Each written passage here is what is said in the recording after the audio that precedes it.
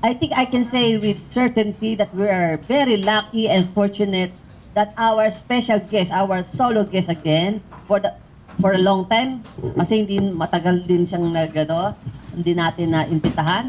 But this time, he's very vital to our discussion because he's I would say, really the brains for these economic measures that needed to be amended in our Constitution. And he has been single-minded in his desire to really improve our country's economy. And now, it will no longer, hopefully, a pipe dream for him because things are getting somewhere. Because as he had said in the past, there have been 358 attempts in the past in Congress to amend the country's charter, and now this will be the 359th. So without further ado, I would like to introduce our guest for today, Albay Rep. Congressman Joey Salceda, Chairman of the House Ways and Means Committee. Good morning, sir.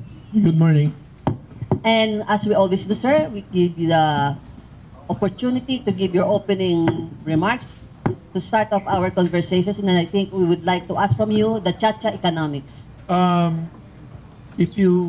tinignan mo po yung lay of the land, given the predisposition of the Senate, history and current, I think there's no other way to change the Constitution except through people's initiative. And you have not given up that hope because you are, as Congress, 19th Congress, have somewhat come to a common ground with the Speaker's proposal for a Constituent Assembly. Ang konti naman kasi, ang binubuksan lang nila 1.98% of GDP. Under that RBH number 6.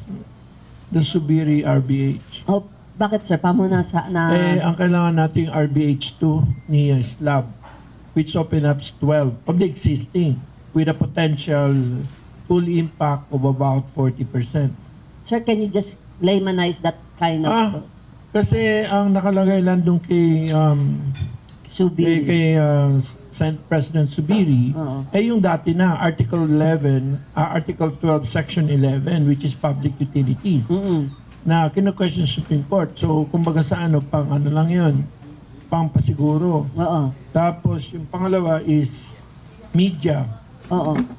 Pero media advertising. Tapos Education. Basic education. Oo nga, tatlo lang. Kaya ang kailangan tertiary. Oo. So that how much kamo lang ang ma-amend? 1.98%. Asan na ba yun? 1.98% of that. Eksakto yung nilabas. Oo. Growth potential unlocked. Quantify mo yan, sir. Yes. On that 3 proposed sectors ng amendment. Hindi naman pala. 3.11. 3.11 na ma-unlock GDP. of GDP. Yung existing. Oo. Pero yung sa House is 14.34. How were you able to arrive to that figure, sir? Well, we disaggregated. Papakita mo daw, sir. Growth potentials, gross domestic product.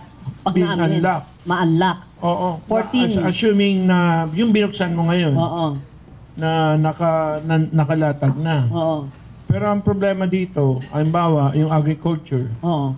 Dahil mayroon tayong mga restrictive provision on land ownership and land tenure. Yes. So, andun yung pinakamalaking potential. Okay. Kasi, like last year, sa laki ng buong agricultural sector, sa dinami-dami ng lupa, 30 million square kilometers of land. That's about what? 30 billion square meters. 30 billion square meters. Ang nilagay lang natin is 1.5 billion ang investment natin. Peso? Yes. Private pa? investments. When was that? Wala lang. It will not move the needle at all.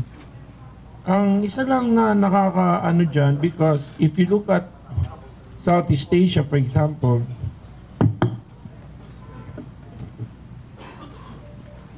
comparison of the Philippines with its neighbors. Compare with our neighbors, wala sila talagang They don't have any restrictions. Oo. Ang problema ko is that sa buong Asia, tayo na lang ang may namamatay due to malnutrition. Talaga? 5%. And mostly children. 5% of all the deaths in the Philippines is due to malnutrition. And mostly kids. May imports na yan. Lalo na kung walang imports. Imported products na si Min. May imported rice na yan. Saka imported agri-products. So, we're not talking about food security. We're not talking about farmers' income. We're not talking about essentially farmers' incomes and Fisher folks. yes. So, yan. Ito ang pinaka-most immoral chart of them all. And that's because of this constitution that the Senate wishes to protect. Ang kanilang slogan ng yun, protect the Constitution. Yes, oo.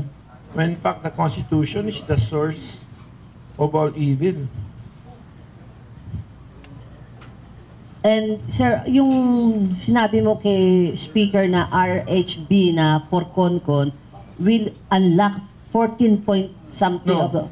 Yun ay CONCON, ibig sabihin, yung buong Constitution now is open. Oo, yes. Which is also open to political. Yes.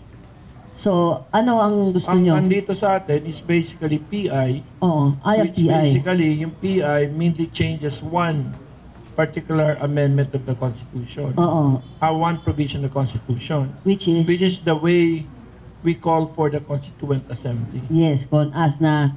Ibig sabihin no, na hindi na separately but jointly. Yes. So we're merely amending the way we amend the Constitution. Yes. And andun nga impasse. So how can this The be? people should break the impasse. And how? By how? Alam mo, kala nyo that this thing is so new to the Philippines. Oo. Let me just give you a few examples.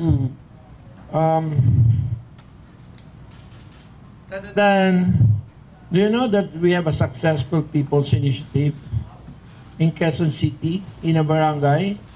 They changed the ordinance and they were able. There was a referendum. There was a petition. It was tried.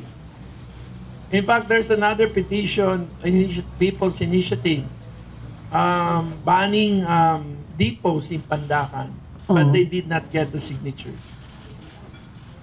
So, ano ba yung, what's so miraculous? What's so mystical when people exercise their sovereign power over government? See? The people, if they wish to do so, can. For what they think is good for their communities. This one bans illegal settlers. Sa Quezon City. Sa Quezon City, Barangay Milagrosa.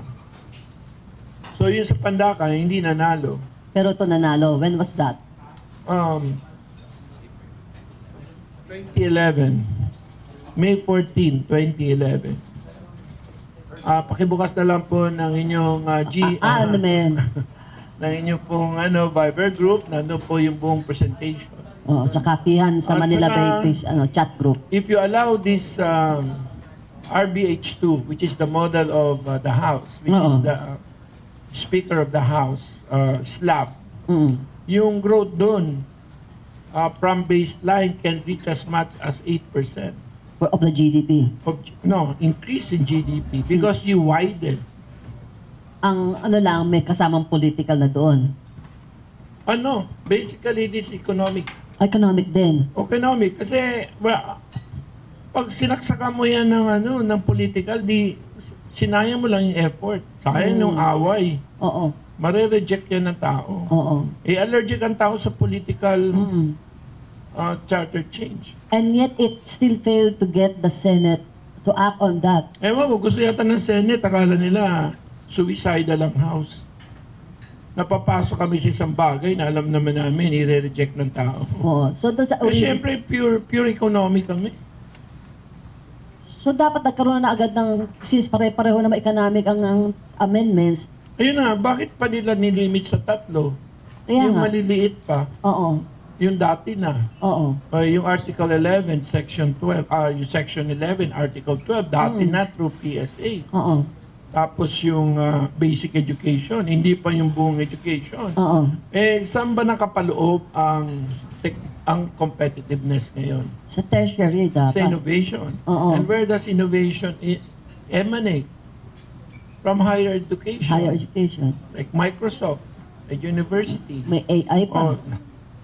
At saka, siyempre, nandun din yan sa dissemination through media. Hindi lang advertising. At saka, siyempre, sa ownership ng practice of professions. Alam mo dito, pag mag-establish ka ng kumpanya, bawal magdala ng sarili mong engineer. Bagay, yung mga ODA, ganyan. May mga kulatila na ganan. Or, Pero what about the ordinary foreign direct investors? yeah. Kaya nilalagay lagi namin sa bagong batas na may mga Einstein visas, mayroong mga skilled labor force visa. So why not open it up? So we are depriving ourselves of the best of the world, whereas we're sending the best of the Philippines to the rest of the world. Lugi tayo. Sir, do we take it to mean na kasi kahapon, Majority Leader Dalipe was saying the House is willing to adopt the Senate version, yung kay Zubiri na RBH. Sayang lang ang oras namin doon. Kung 3.11% lang. Tapos i-expand mo lang yung production possibility curve ng Pilipinas by 10%. And that is... Yung bang klase ni Papamana. Alam mo, pa isa-isayin ko sa'yo. Kulelat na tayo sa lahat. How did this happen? Noong in 87, iniwanan tayo ng Indonesia. Tapos, iniwanan tayo ng Vietnam. Mukhang isusunod, iiwanan tayo ng Cambodia. Ayan. Paglaos, laos na tayo. Hindi naman sa... Meron, ano ba sabihin natin? Wala tayong ginawang mali. Oo. Pero may ginawa silang tama. Oo. Tayo nagsara, sila nagbukas. So, if that's the case, sir, ang House, up to what? Kasi yung PI is on 7 provisions. 7 provisions. Can you just give us a rundown of that 7 provisions? It's called the RBH2. Nandito ang lahat yun. Hindi para number 6 yun, RBH2 pala yun. Kasi sabi ni Dalipe kahapon, parehong number 6, RBH 6. Kaya lang, 1, NATRES. 2, land. Okay. 3, ito. Hindi ko na mabasa. Sa lease of land, sa ownership of land. Oo. Ito po, conveyance. Land pa rin yan. Oo, tapos Section 10, foreign investment restrictions. Okay. Tapos Section 12, Article 11, ito yung PSA. Oo. Tapos yung education. Oo. Tapos yung mass media. Okay. And advertising. Tapos ito, niwalay pa si advertising. So basically yun, tsaka practice of professions. Oo. So if there will be, the President might, di ba sabi niya, the President kahapon parang i-ask, sabi ni Subiria, he will ask the Congress. I think we should go for broke. Kulelat na tayo. Hindi ba kayo nahihiya sa sarili nyo? Diyos ko naman. At tapos dumaan na tayo sa lahat ng gulong to. Tapos, mauuwi lang tayo sa 3 na 3% lang ang impact sa GDP. Kamantalang ang kinakailangan ng bundo is talang ipakita ng Pilipino na handa na tayo makipagkompetensya sa kanila na sila ay pumasok dito para mabasag ang hawak ng mga oligarkiya sa lahat ng mga malalaking negosyo sa Pilipinas. Magkano? 96% ng lahat ng asset sa Pilipinas is owned by the top 10 families. Paano bubundulin yun kung walang foreign investor? 85% ng halos na industriya ang may-ari, tatlong tao lang. Mga power, malls, lahat. So, ang lakas ng nila, Control. poder nila sa nagsusupply sa kanila at sa mga nagtatrabaho sa kanila pagdating po sa pasahod. Correct me if I'm wrong, Sarah.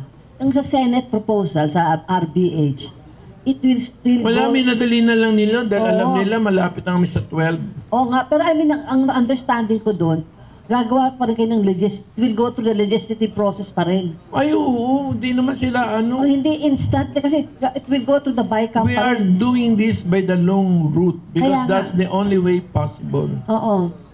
It's not really... It is a triple bypass. Which one? Ito, binabypass namin yung direct change. Oo. Tapos we need to change the way we change. Oo, Then yeah. we need to change it directly now with the Senate through a Constituent Assembly. Oo nga. Parang sabi ko parang longer route nga yun. Kasi they are skirting directly amending the Ba't di natin Constitution. kayain yung mga taga Milagrosa, Quezon City? They were able to create positive change. No more illegal settlers. Okay. By making it a law for that barangay. So Sir, it can be done.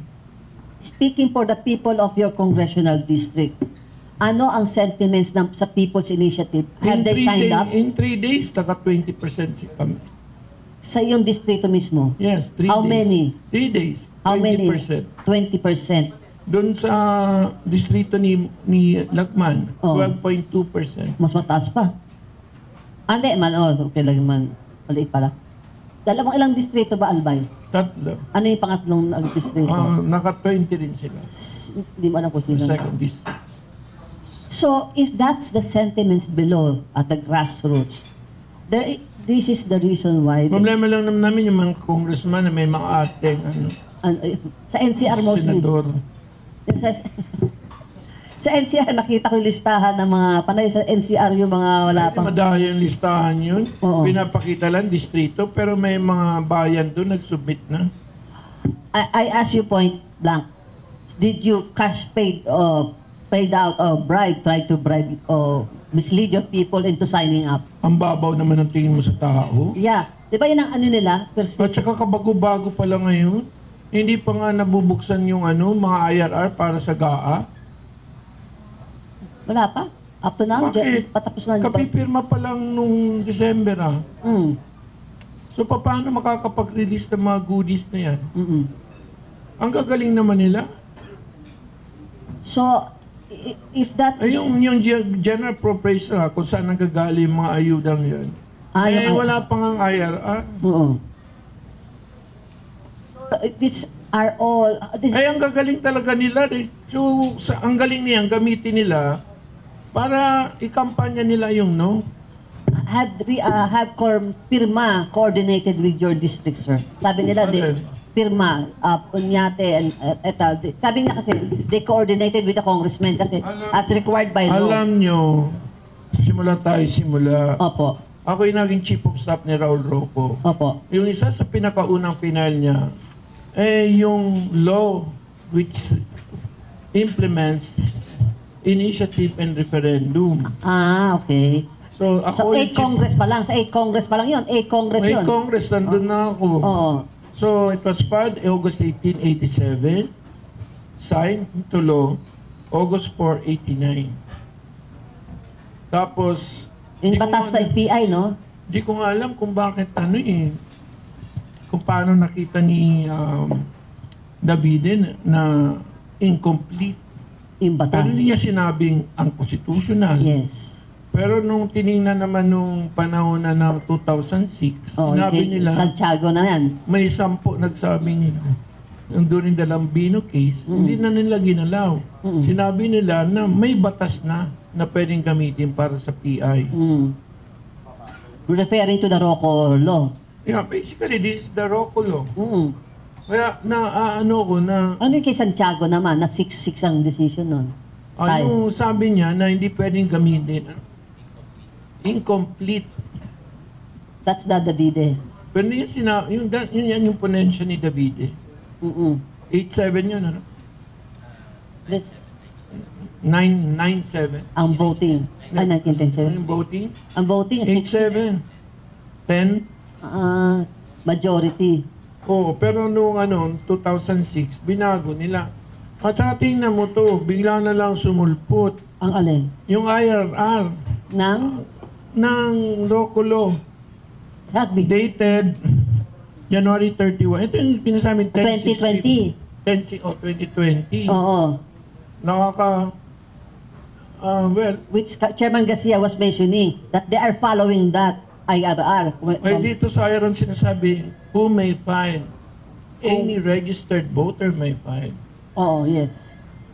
So, I am a registered voter. What's your big problem with me? Ang question yata ng COMELEC and bank was that there are no clear provisions in case na mga questions sa certification, mga signatures, may mag-withdraw sa verification. Wala daw clear-cut guidelines on that. Kala ko, magalit kayo dahil yung mga politiko daw, politician initiative. Eh, sinabi naman dito, who may file. Tapos, ang bawal lang dito is the use of public funds. Oo. Wala dito pinagbabawal na iba. Any registered voter may initiate that PI. Oo, may PI. But, no use of public funds. Yung nakakatuwa naman kasi nung panahon na to. Kaninong panahon ba to? 2020, COMELEC 2020. Baka balak nilang gamitin nyo to sa federalismo. Yeah, Kaya ngayon, nagbago na yung ihip. Yun ang basically, ang COMELEC suspension. So, what is different between 2020? Yun in January 31, 2020, right before the pandemic. Ano yung may init na issue nun? Ba't bigla itong lumabas? Federals. Ayun. O ngayon na iba na ngayon yung PI. Kailangan na siyang baguhin. Yun nga sinasabi ni ex-President Duterte, yung because somebody there who are power hungry wants to shift to parliamentary. Alin? Yung Sunday talk ni President Duterte referring to Speaker Romualdez and First Lady Lisa. Ang gusto mag-parliamentary is Lambino under Gloria. Yes, but he's... Remember, I've worked with all these presidents. Yes. And now, kagabi... There's no way we are talking about any form of unicameral parliamentary inside Congress. Now, Congress now. Puro economy. Okay. Pero tanungin mo si Clarita Carlos, imbitahan nyo dito. Kasi doon nagsimula yan noong nakarang taon. 2022. We started 2022 already talking about constitutional change. Oh, yes. I remember, yeah. Pero sa present Congress, ang talagang inclination, economic or that parliamentary shift? Economic. Yes. Okay. And that, yung sinabi kanina ni... mamamatay yan pag pinasukan mo. Kasi kayo mga Pilipino pa, napakasuspetyoso, di ba? Eto sir, yung kanina lang sinabi... Kaya nga marami naghihiwalay eh. Ito to, speaking of hiwalay. Dahil sa suspetsa. Yeah, speaking of hiwalay, former President Duterte said he would pursue federalism to get Mindanao out of... Dito yung gusto niyang gamitin. To get Mindanao out of the Philippines. Yung IR 10650. Yun naman ang pinaflow niya. Dito naman pinadali eh. Kahit sino pwede mag-file. Ang bawal lang dito, public funds. Kita mo? Kaya nga, kanina in-announce niya. Now, the hat is on the other head. You have to change it pala. Okay. And you sincerely believe that Speaker Romualdez would only, and the rest of the congressmen, would only pursue these economic provisions? I will vote no. For what? To any political amendments. Okay. And my last question before I ask them to ask their respective questions, sir. Ano ang chances na matutuloy sa in your own belief, na finally this charter change for economic chacha will finally take off with wider application that you are insisting? Ayaw mo na tatlo lang, di ba? Wala, isasagad to hanggang we're so we're so invested in the process. And I think we'll push it to its logical conclusion. Either mode. What specific mode? Wala man iba eh. You can no longer talk any sense or all calls for sobriety. Yeah. I think will fall on deaf ears. That the only thing that's possible is for PI to achieve that magic 12.1%. And let's do it the way it should be. And you were quoted saying that you have already achieved that 12.1. Yes, we have. Ilabas nila lahat yung mga hindi pa na-submit. Oo. Sinara nila eh. In the Comelec suspension nga. Pero kasi nga daw, sir, marami pang prosesong dadaanan. Certification, tapos, verification will only kick in if the formal petition is filed by the firma. Dali-dali naman yung nakalagay na doon yung petition eh. Kung anong papalitan, hindi naman katulad nung kay Lambino, meron silang petition, inattach nila yung mga signature. Hindi naman alam ng mga tao kung ano pinirmahan nila. Kasi dun sa petition ni Oñate, present firma, ang petition nila is for Congress, present Congress. Jointly. Oo, Congress. Ayun nga ayaw ng mga senador na jointly. So O di pumayag sana sila dun sa mga 358 attempts namin. which Essentially is more inclusive. CONCON, RBH6 calls for CONCON, RBH2 calls for CONAS. So, hindi naman kami nagkulang. 358 attempts. Ngayon, 359. Tapos sasabihin nyo kami, aasa kami dun. I-approve nila yung slab. Ano ang magagawa ni Presidente Marcos just to get into this happy compromise or peaceful compromise? You wanna compromise the future of your children? No, I mean, yung... You have a moral responsibility to the future na ang Pilipinas ay papamana mo, hindi yung kulela. No, yeah. Abay, konti na lang. 5 sipa na lang, talo na tayo ng Lao, ng Cambodia. Ay, constitutional crisis. Sinong gusto mong talunin? Myanmar? Anong klase pag-iisip ba ang gusto natin dito? Ay, yung sinasabing constitutional crisis ni SP. Hindi ko nakikita ang crisis kasi sumusunod kami sa Constitution. Ay, tatanong ko sa kanya, anong constitutional crisis doon ang mangyayari? Ang constitutional crisis, kung isang body of government does not follow the Constitution. Referring to you. Bakit? Sumusunod kami. Ang pagod kaya maghanap ng isang botante. At saka hindi mababaw ang mga botante ng Pilipino. Diyos ko Mariose. So yun ang understanding nyo, yung constitutional crisis, referring to you, you will not... Unang-una, 23% of at least every Filipino must have gone abroad as an OFW. Ibig sabihin yung mga yun naliwanagan kung anong constitutional law and order. Or meaning ng progreso. It's PI or nothing. And you have the numbers. I think we will have the numbers once the COMELEC finishes revising their 10650. Okay. On that note, please... Pakita ko pala. Okay. Tingnan mo naman yung mga Itong green, ito ang poverty sa agriculture. Itong orange, ito yung poverty. Kaya, salat sa kapital ang lupa. At yung paayaw niyong papasukan ng technology at ng kapital. Ito, epekto. Ito rin. Pinapakita dito, sino pinakamahirap? Farmers. Got poorer. Dati, fisher folks yan, 78%. Ngayon, farmers na. So, isa sa 2 farmers ay mahirap. At saka kaya naman, Diyos ko, tayo lang ang country, may namamatay dahil sa malnutrition. 5% of all deaths are due to malnutrition. We're the only country in Asia.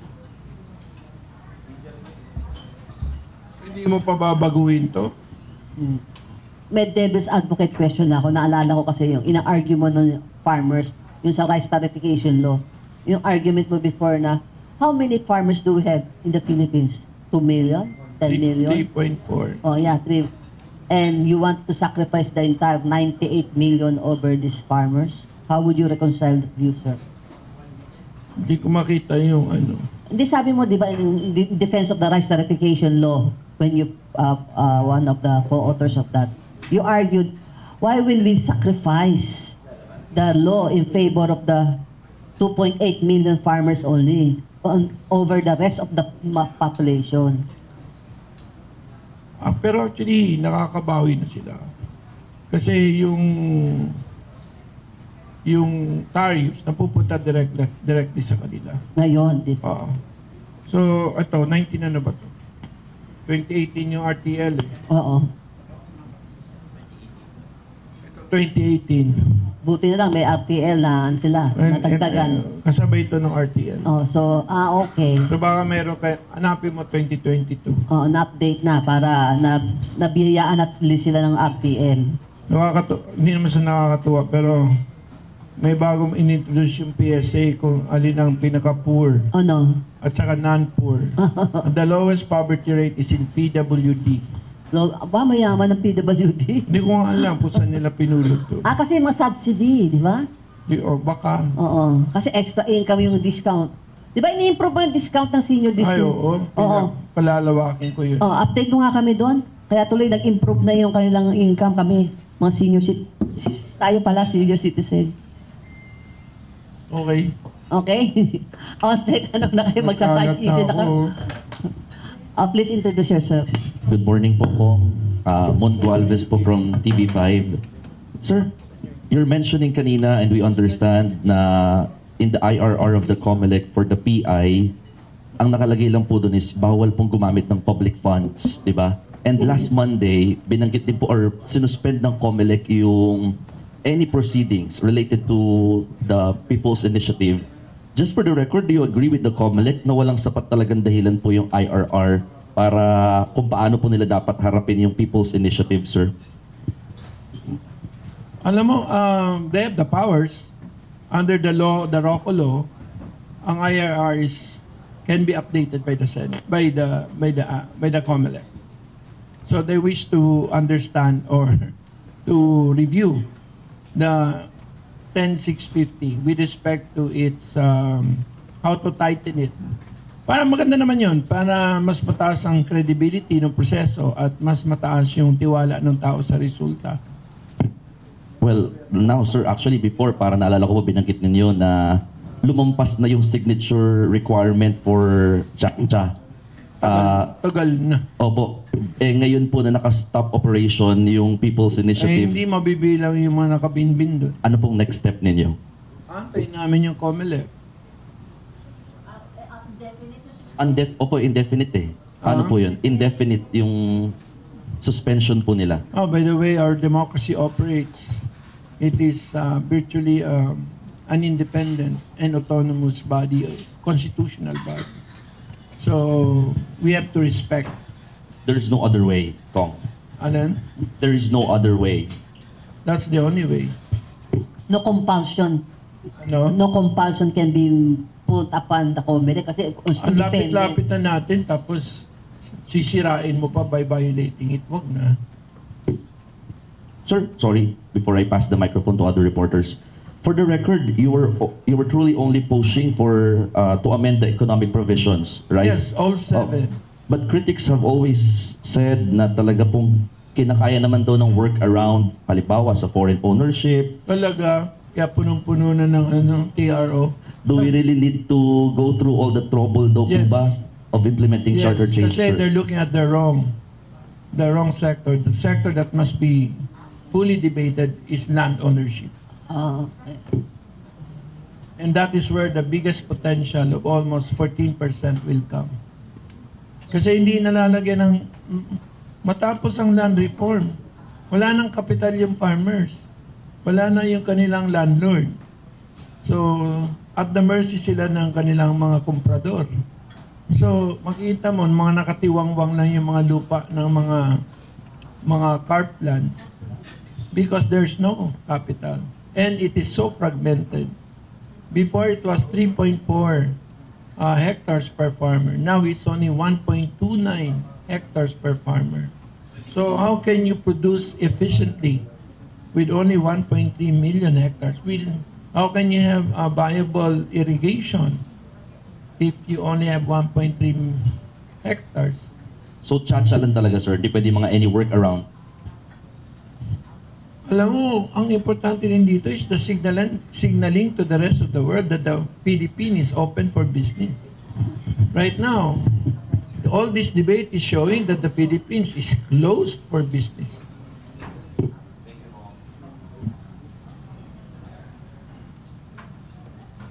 O ipagbibigyan nyo naman yung pinasara namin.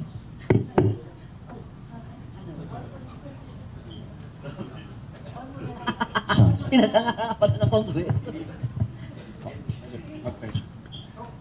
Good morning. Good afternoon. Good morning. IBC 13 po, Earl Tobias. Linawin ko lang po, yung 3% na sinasabi niyo, sir, na you don't agree on, yung 3% lang ang impact sa GDP. First, can you look at your Viber group? It's there. Ay, ikaw talaga, ha? Alright. Yes, it's there. So, the disaggregated figures from the GDP, kung alin ang maapektuhan ng Subiri Amendment. Nataka ako bakit may limited yung tatlo. Kanamit, di ba, restricted nga. Anyway, we have a question, di ba? So the question is, Also said na you will say no to any political provisions, but the only way for the economic cha-cha is through people's initiative. That's firm. Oh yeah. Wala naman kasi 358 times. O kung inayawan ka ng asawa mo ng 358 every day of the single year, di ba iwalayan mo na yan? 365 days. Unless you want to commit rape. So following din that po, you said you're willing to wait to respect, the process of democracy with the indefinite suspension of COMELEC with regards to the people's No initiative. choice kami. Pero the instruction is to continue getting more signatures. Yes, To hindi make it naman more stop. compelling. So sir, clearly, long as the COMELEC doesn't lift anything about the PI, there will be no progress with the economic cha-cha. Pasisigurin namin na mangumbinsi na dumami yung pirma.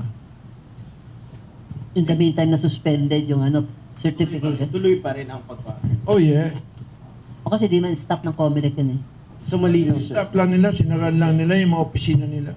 Yung pagtanggap, acceptance, but then yung process ng pagpapirma is still ongoing. Yes. Pirma announce it. Alam mo, kaya namin wala actually hindi na, nirespeto na lang namin, pero we can go to the Supreme Court. Yes. That's the next stop, if ever. Hindi. No. Because they have no right to delay. You cannot impinge on the power of the people. Yeah. But then, ang sinasabi People is supreme. The law is sufficient. And ang sinasabi natin dito, sir, long as hindi sila magtatanggap ng PI, is that ang at stake dito is yung economic growth natin, na sinasabi natin naiiwanan na tayo, sir. May press release ako na sana hindi na lang nila ginalaw yung 10,650. Oo. Kaso out of respect, para naman kasi inaway na ng House yung lahat eh. Oo. So, sa ganitong laban, kailangan mo ng kakampi. Pero actually, theoretically, you cannot, if the people wishes, that is provided for by the Constitution, wishes to make their sentiment known, no institution is empowered by the Constitution to stop it.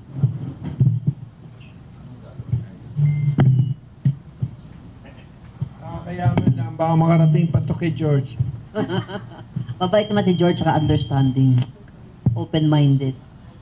The provision that rules COMELEC itself issued regarding 675, that is 10,650, is that the EO will issue certification upon receipt of signatures from petitioners. The only delay that the COMELEC can do and bank is to withhold the order to verify gathered signatures, not the acceptance of the signatures. Sa verification, yeah. Oo nga, kaya sumobra sila ng konti. Oh, yes, yes. So, to emphasize, the arguments of opponents have centered on who is backing the People's Initiative. Lawyers, Chief of Staff of then Representative Senator Secretary Raul Roco, and its rules do not distinguish elected politicians from regular voters. Anybody can launch a People's Initiative as long as it meets the established requirements of form and procedure. The COMELEC should allow it. The Supreme Court has now tended towards liberally construe popular action, so I would caution. Pero tapos na to eh. Sinabi ko na nire-respeto ko para lang may konting kaayusan. Sobriety. Pero dapat pag binasa mo na maigi, all they can stop is the verification. Yeah, kasi yun ang next step. They cannot stop the gathering.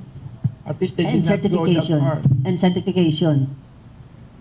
Pero Umabot siya sa the certification. submission, Oo. they cannot stop that too. Kasi they are supposed to declare sufficient in form and substance. Doon ang dapat yung certification. Oo. Doon sa verification. As a verification. Kasi sabi mo, yung certification dapat natanggap pa eh. Yeah. Kasi form lang yun eh, form. Hindi pa yung substance. Ang verification ng substance. Parang yung may nagreklamo doon sa Manila building office. Oh. Pwede ba nilang tanggihan yun? You mean sa Supreme Court? Hindi. Sa Manila City Hall. Yung sa Luneta, yung... Hindi, meron doon Photobomber. opisina doon na para sa local election officer. It is the city.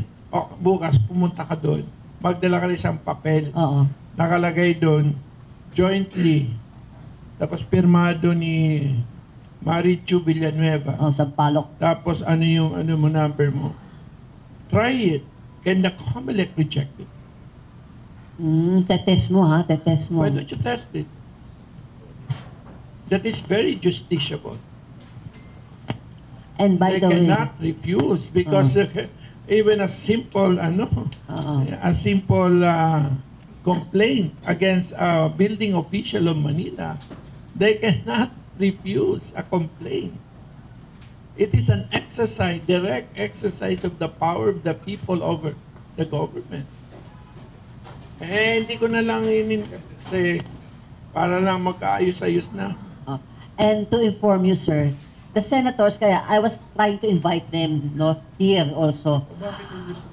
Because originally their plan is to go en masse to the Supreme Court and file a petition to question the PI. But last night yata, they passed a resolution entrusting or authorizing the Senate President to file or hire lawyers and file petition. Pero as of last night, when I talked to SP, it's not justiciable. There's no justiciable question yet. Kasi hindi pa tapos yung pinasuspend na ng COMELEC eh. Ang gawin mo para may justiciability. Oo. Mamaya, pakagaling dito, magdala ka nung PI form, pirmahan mo. May PI form ba? Hindi naman, ibig yung format. Yung may nakalagay doon na amending the term, stating jointly, the Senate President or the House Speaker can jointly convene. Why can't the people of your congressional district? Matalayo pa tayo, ikaw sa... Mas gusto ko ikaw kasi media cover ka. Ikaw, dapat. You're not distinguished as a politician. Pag tinanggihan, my God, that's a dereliction of duty. Ng COMELEC officer. Of course. They're supposed to accept. Mandated pala, mandated. Yung building officer ng Manila cannot refuse a complaint. And sa Manila pala, mataas din ang The kanilang... power of the people is supreme. Oo, mataas din yung PI nila sa Manila.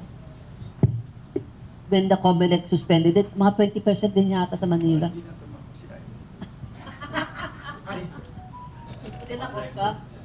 Still off the record. Question, Hi, please. sir. Good morning. Mr. Chair, marami po kaming nakausap sa field na mga local chief executives and they're raising 3 issues regarding the People's Initiative. Number 1, the tedious government process para po sa mga mamumuhunan. Number 2 is the costly price of electricity. Number 3, yung non-continuity of government programs or your policy shift for administration. Those 3 issues daw po sana ay dapat ma-address before the People's Initiative. Okay lang. First, hindi mapapasok yan dahil sarado. Yung mga nandito na yan sa loob. Tama ba? Marami, sigurado ko, wala doon papasok sa lupa. Bawal eh.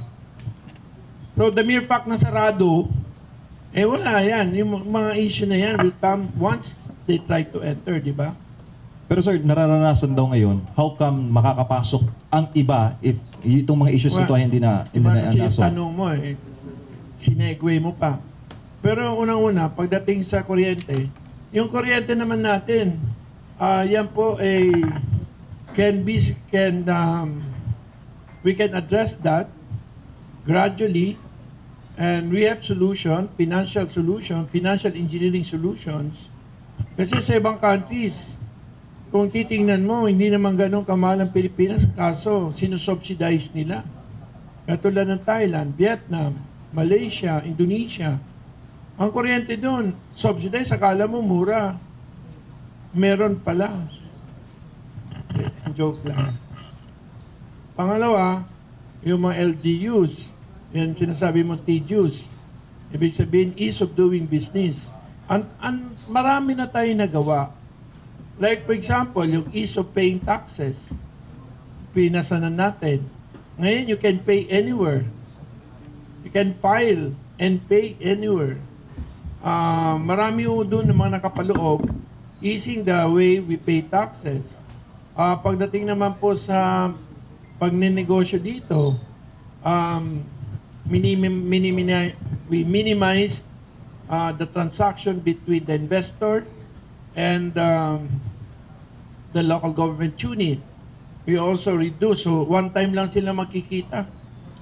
In fact, yung pangongolekta, bibigay na sa IPA, yung Investment Promotions Agency, sila na mamimigay magdi-distribute sa LGU. Tapos, pagdating naman po sa BIR, pagdating sa BIR, isa na lang kausap nila, yung tinatawag naming RBETS, Registered Business Enterprise Tax Service. Unlike before, lahat from RDO to BIR District something hanggang sa taas, kausap nila. Ngayon, isa na lang kausap nila. So, marami na tayong nagagawang ganyan.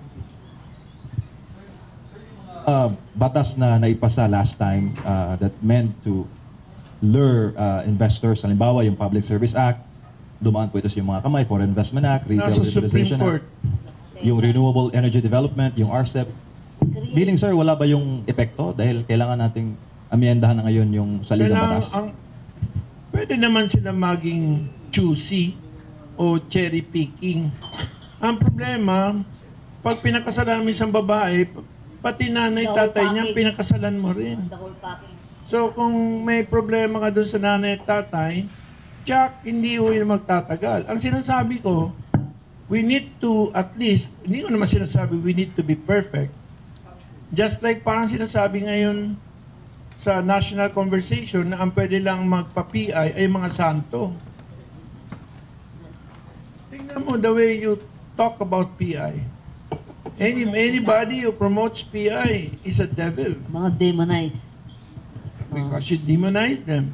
And therefore, only saints can initiate a people's initiative. That is the conclusion. But that's not, a practical or pragmatic way. So, para sa akin na at least there is a minimum or a critical mass of positive factors. At saka ang hirap dito, may kalaban tayo. Alam mo sa Vietnam, kung sino nag-change ng constitution, parliament, by about of 3/4. So So kung anong gusto ni Samsung na $20 billion, isa lang yan ha, 20 billion ha. So ano pa mga kailangan mo? They changed the constitution for Samsung. Just to accommodate them. Just to accommodate everything they needed. Libreng land, lahat. Ang kuryente, subsidized. So, sinasabi ko nga, hindi dahil sa sabihin na natin walang mali sa 87 Constitution. Ang problema, yung mga kalaban natin, maraming ginagawang tama. Tayo nagsara, sila nagbukas. Kaya kulelat ang Pilipinas.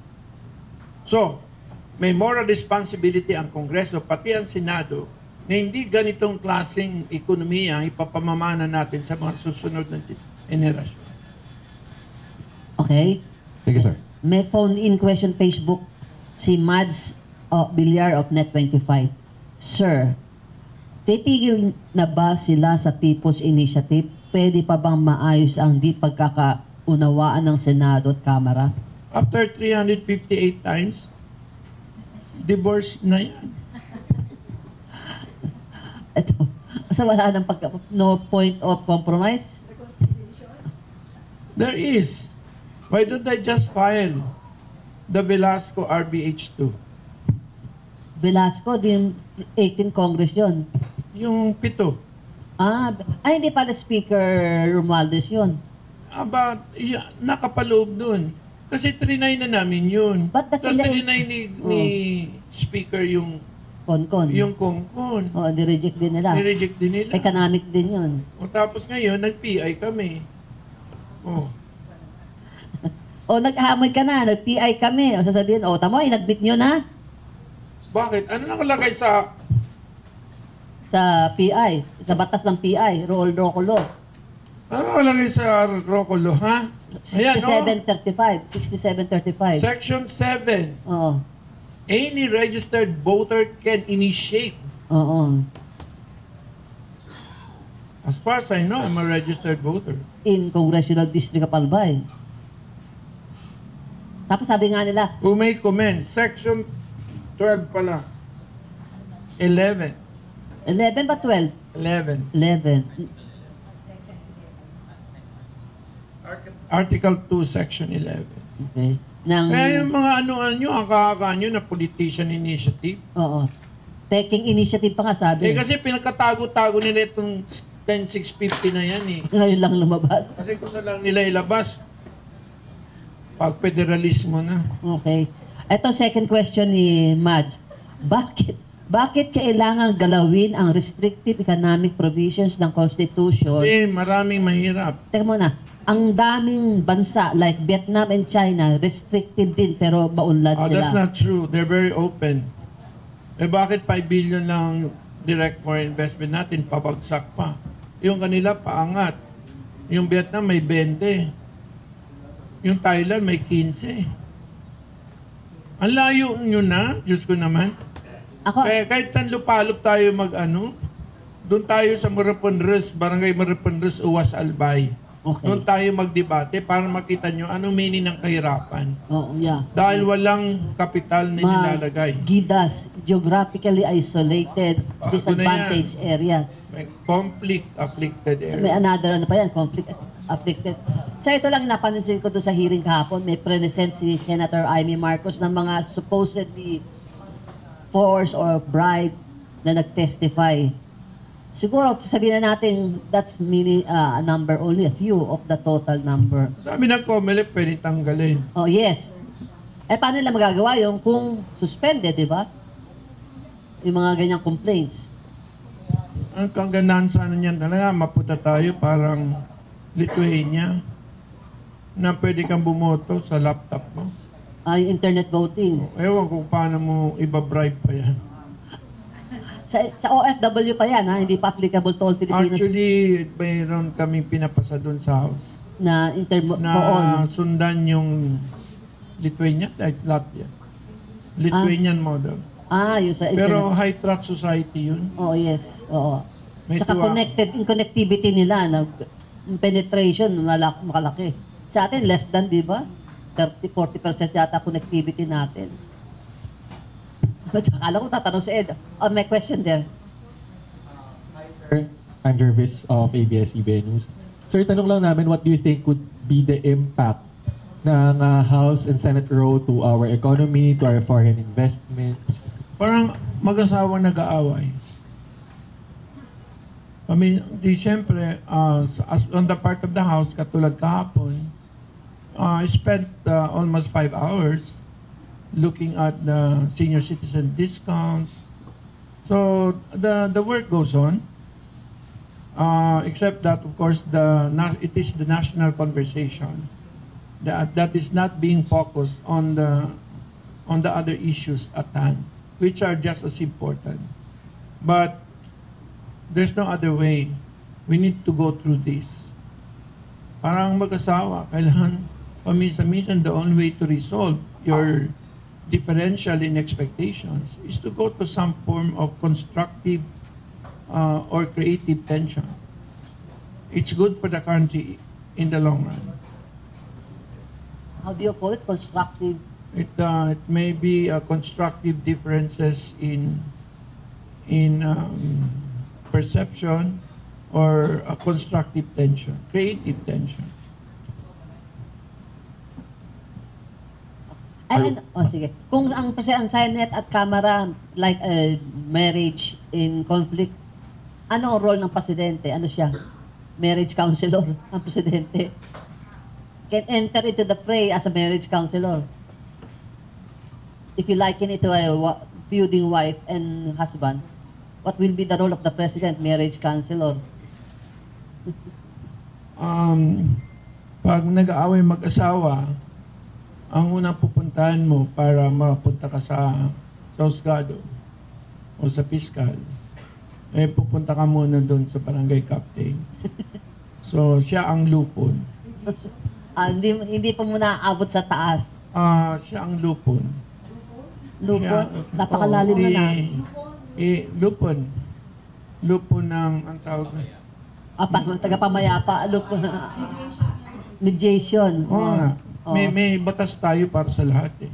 Okay. Hindi muna mag-reach sa Ba't mo kailangan presidente? i-reinvent lahat ng batas? Yung batas lang ng ating pong konstitusyon ang kailangan po talagang mabago na. Sir, pahabol lang po. Mongo Alves ulit from TV5. Sir, last night, the former President Rodrigo Duterte mentioned na mga Marcos daw po yung talagang pasimuno ng People's Initiative. Your reaction or thoughts to this? At saka, well, kararating lang naman po ng Pangulo from Vietnam. Have you talked to the President na po or planning to talk to him? Kasi di ba... I've been talking to the President. He has given me 14 assignments, mostly on economic legislation. So we haven't talked about this, about constitutional change. Balik po ko dun sa first question ko, sir. Your thoughts dun sa binanggit po ni PRRD, former PRRD, na mga Marcos do po yung pasimuno. Siya nga nag-admit siya. May presidente pa hindi nag-isip na baguhin ang konstitusyon dahil ito ay isang sagabal sa pagpalago ng ating ekonomiya, sa pagpalawak ng benepisyo ng ekonomiya para sa mas nakararami, para angat ang lahat. Angat ang ekonomiya, angat din ang lahat. Lahat naman ng presidente, si Ramos, All except Cory. si Erap, Concord, si Madam Gloria, Pirma, si Pinoy. Ayaw niyang galawin dahil sa nanay niya yung konstitusyon. Pero si Duterte, federalismo. So, do you think almost universally, all presidents try to amend the Constitution because it is the single biggest stumbling block that causes our lack of undermines our competitiveness against our neighbors. Sabi ko nga, we can live with this Constitution and have more poverty. It's our choice. Yeah. We can live with this Constitution because it's there and magulo nga pag sinusubukan palitan. So, mas okay na masaya kayo mag-asawa kahit konti lang kinakain tapos walang future yung mga anak niyo makapagtapos ng college, okay lang. Di ba? Okay ba yun sa'yo? Pero ang sinasabi ko, hindi dahil, sabihin na natin na hindi dahil may mali sa konstitusyon. Sabihin na natin na may magandang ginagawa yung iba. It's simply because other countries are doing something more, something radically better than the Philippines. Sir, last na lang on my end po, Mabichu. Nabanggit na rin po kanina, no, the Senate has actually authorized SP Zubiri to at least initiate po or to question the PI sa SC. Your thoughts lang po dun, sir, please. Parang bahay kami. Naka-duplex. Oo. Sa attic lang si Presidente. So, may access siya sa kalahating duplex. So, hindi ko naririnig yung ginagawa ng kabilang duplex. I can just imagine the duplex, house divided. Okay. Sir. Hindi man house divided yun, duplex ng dati yun. Ikaw talaga. Last from my answer. This was extend po from JB Santiago, maybe you remember him po. Tinatanong niya lang na the Senate has also expressed that they are all for economic provisions. Uy, binawi nila kagad. Nung sinabi ko na may 12% na kami. Oh, they withdrew. RB 86. Oh, pero ang sabi ni Zubiri kahapon sa hearing, hindi namin withdrew, we just suspended it because of this PI. That's good. That's a step forward. Why don't they just expand it to 7? Sir. So if that happens, and then, halimbawa, gawin nyo ng Senado, and then also the Congress wants to push for the Chacha economic provisions, sir, but not through PI, would that reconcile things? Oh, yeah. And I will consider that a major victory for the House. Hindi mag-aaway na naman yan, sabihin victory ng House na naman. Oh, that's a victory for the House because we were able to finally bring the Senate into the table. Oo. Sabi ng Senate, victory sa kanila yung COMELEC suspension. So malinaw, if they do that even without PI, that's already a huge step forward. Well, yung lahat ng pagod namin. Ito kasing constitution natin, nakalagay 3% of every district. Oo. Eh, sino ba nandun sa district? Kayo. Congressman. So, sino pagbibintangan? Hindi kayo. Congressman. The next time, ang constitution, gawin yung 10% per province. Para governor naman ang pagbintangan nyo. Ang tanong naman last week ng pirma, bakit? Meron bang senador sa Pampasilan? May senador ba from Cebu? Kasi one man, one vote. I wouldn't use those facile arguments. The real argument is what is good for the future of the Filipinos. Yung pagiging kulelat ba ng Pilipinas, everybody, I think, Senate and the House have the moral responsibility to correct that. Ito makakasagot kasi ito, sir, ha?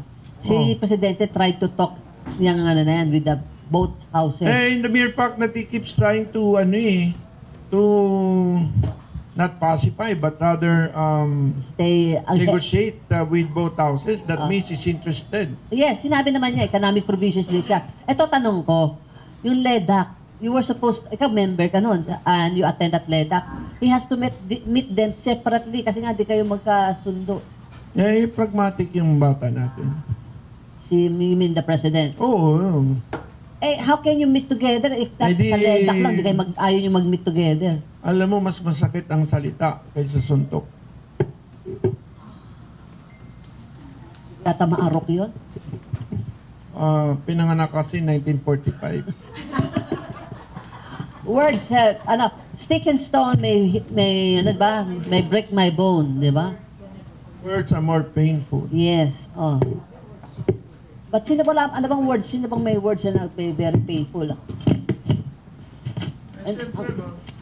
Ang Bicolano dito, magasudyaan niya to. Si Ed. Translate, please.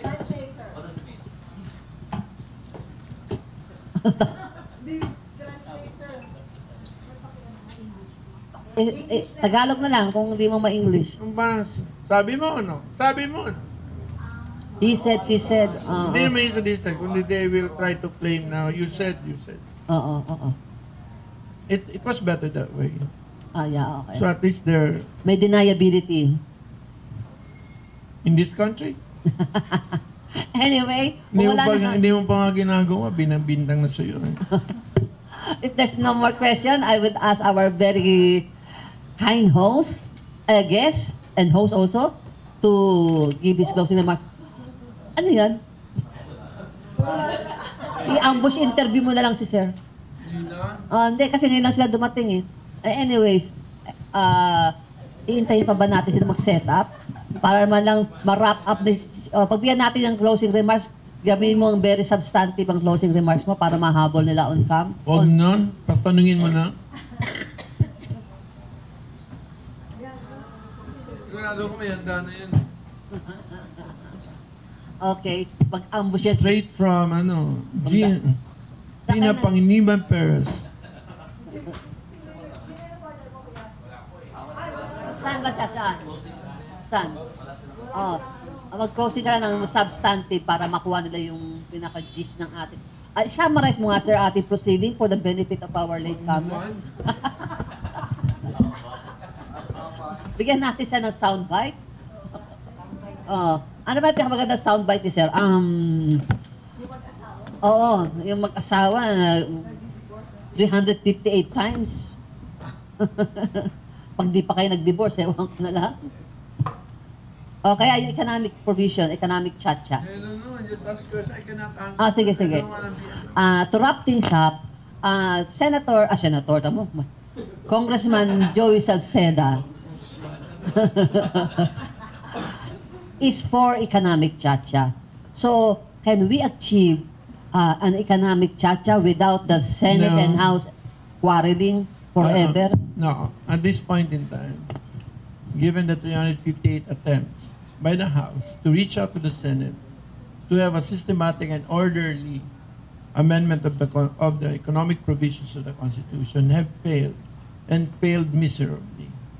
So the House has seen that going directly to the people is the only way to go. But if the Senate so minded of approving the 7-point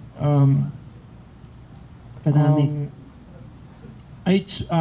RBH2 by Speaker Velasco. Velasco, then I think yung lahat ng pagod namin, yung lahat ng sakripisyo, yung lahat ng mga sinabi niya sa aming masasama, it's worth it.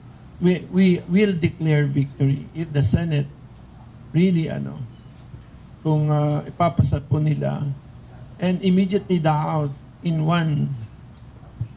split second, we will concur with a 7-point economic chart, economic 7-point economic economic amendments.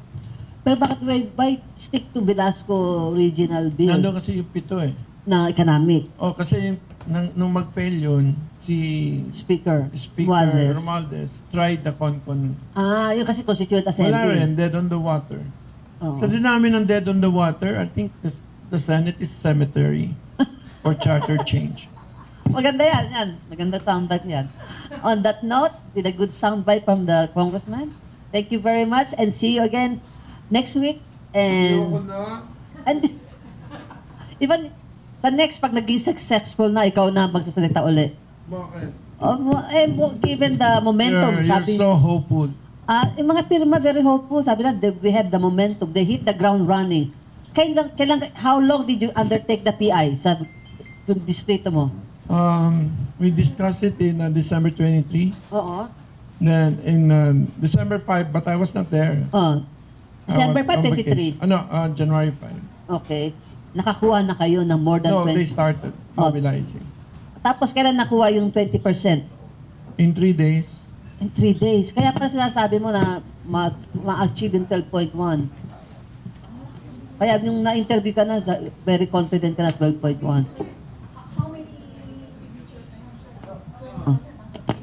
About 150,000.